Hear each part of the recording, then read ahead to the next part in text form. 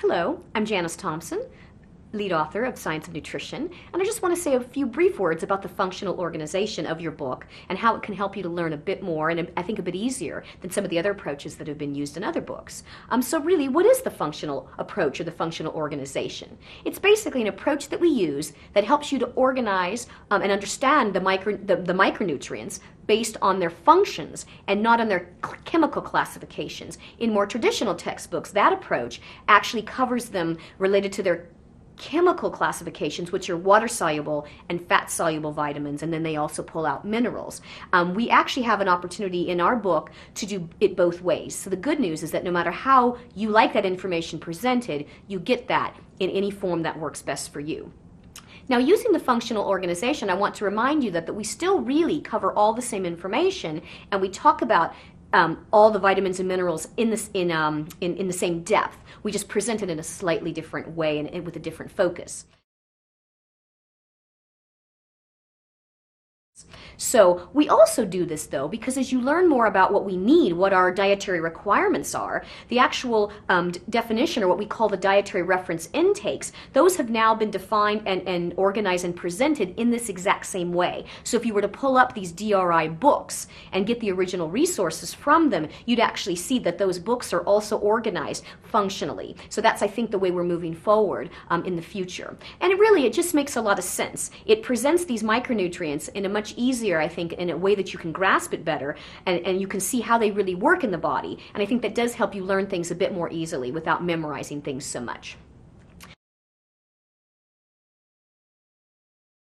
So basically, what we do in this book, we're going to place our focus on 5 major functions, and they're separated out into distinct chapters. So you have a chapter on energy metabolism, and then you also have a chapter on maintaining fluid and electrolyte balance.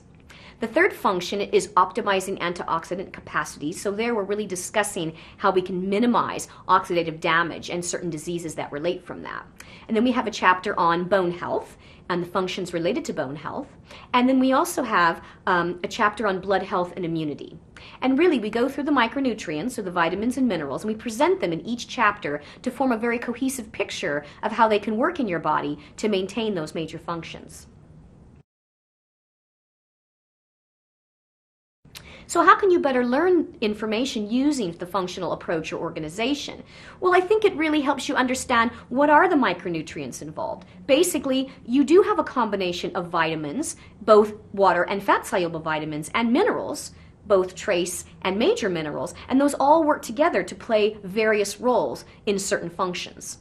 And then you can look and say, what general function do they play in relation to health and disease? And there's lots of different things, and you'll see those things in the chapters, and that's why we've broken them up into the different topic areas.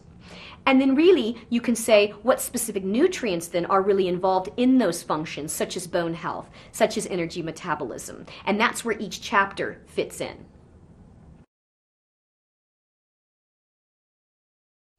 So one of my favorite examples is I like to throw out, for instance, calcium. Calcium. What's the first thing that comes to your mind when you think calcium? Well, actually, most people say bone health or skeleton or bones or something like that. And that's great. Everyone really knows quite a bit about calcium. Now, some of you also might have thought maybe vitamin D. That's becoming quite prominent in the media, and more people are learning about vitamin D. And so that's another one you might have thought about. But interestingly, when you really look at bone health, there's so much more going on than just calcium and just vitamin D. There's all kinds of things happening with phosphorus, magnesium, fluoride, and even vitamin K. So that's a great example of how those nutrients would work together towards achieving a particular function or group of functions.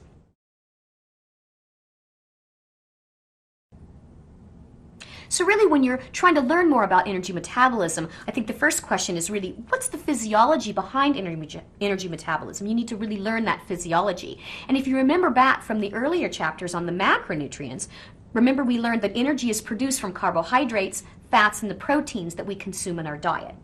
And then if you think even further back to chapter 3, which was about digestion and absorption, there we really talked about how we can digest these macronutrients and absorb them. Then this particular chapter takes that a step further and specifically focuses on how the B vitamins act as coenzymes in various metabolic processes to produce energy.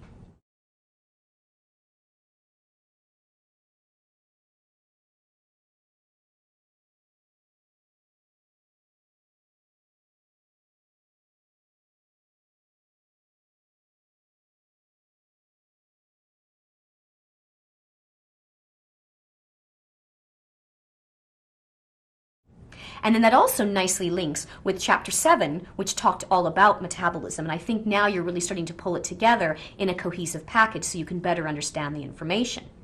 So for this particular chapter, as you're setting yourself up to learn, I think it's really great to start with the test yourself question related to whether B vitamins provide energy.